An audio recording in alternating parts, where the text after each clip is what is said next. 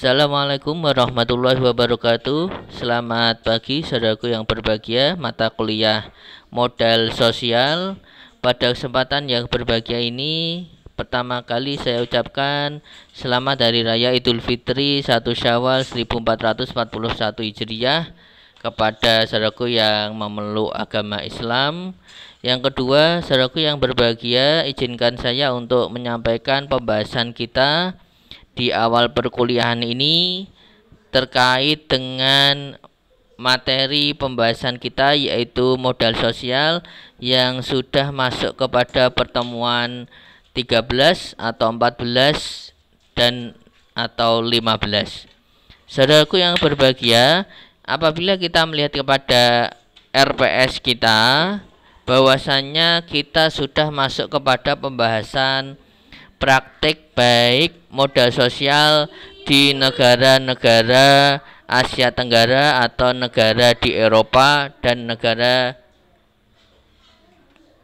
maju pada umumnya. Perlu kita amati, saudaraku yang berbahagia, modal sosial di sebuah negara yang harus pertama kali kita amati yaitu adalah terkait dengan budaya dan komunikasi. Mengapa budaya dan komunikasi? Pertama adalah budaya itu terkait dengan aspek sejarah. Aspek sejarah yang berlaku pada sebuah negara itulah yang melatar belakangi munculnya sebuah bangsa atau negara di suatu wilayah. Yang kedua adalah pada aspek komunikasi, di mana dari aspek komunikasi terjadilah sebuah implementasi kehidupan berbangsa dan bernegara di suatu wilayah negara.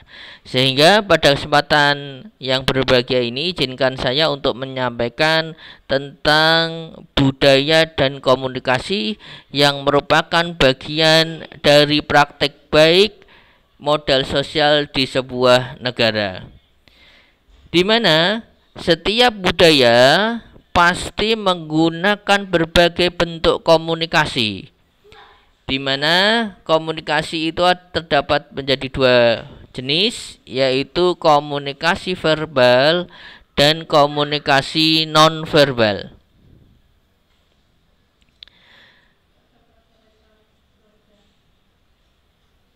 Riset budaya yang bisa kita lakukan ini banyak sekali hal-hal yang bisa kita kedepankan. Yang pertama adalah menurut hal bahwasanya konteks atau informasi yang mengelilingi komunikasi dan membantu penyampaian pesan penting dalam menjelaskan perbedaan komunikasi.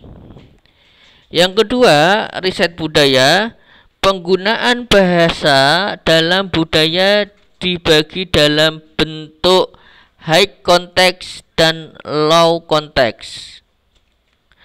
High context adalah pesan disampaikan secara implisit dan kata-kata hanya mewakili sebagian kecil dari pesan.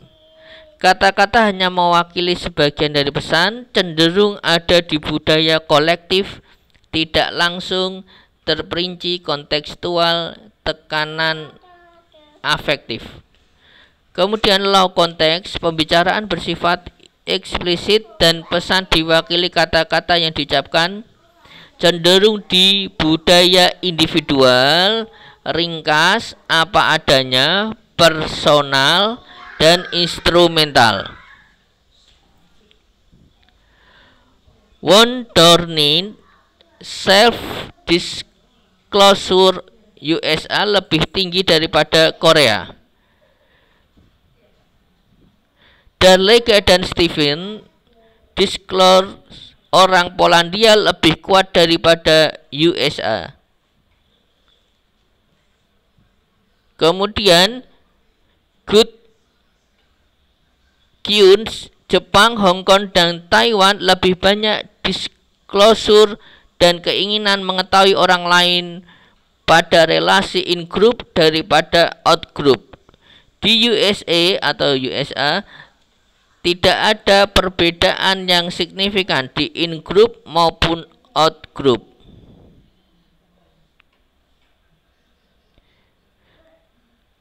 Kemudian, menurut Think Tommy, the preservation of faith berbeda antara budaya kolektif dan individualis. Sampai kepada Bon and Chung, mahasiswa Hong Kong dihina oleh asisten eksperimenter yang bermain sebagai guru. Mahasiswa Cina lebih bertahan ketika ada audiens daripada ketika sendiri. Itulah bagian dari riset-riset budaya menurut tanggapan para ahli. Bisa kita maknai bersama bahwasanya di sebuah wilayah budaya dan komunikasi itu tercipta karena sejarah negara yang berbeda dan akhirnya melahirkan sebuah komunikasi yang berbeda. Dan semuanya ini adalah merupakan dari bagian modal sosial. Terima kasih atas waktu yang diberikan. Semoga bermanfaat bagi kita semuanya. Billahi taufiq wal hidayah. Assalamualaikum warahmatullahi wabarakatuh.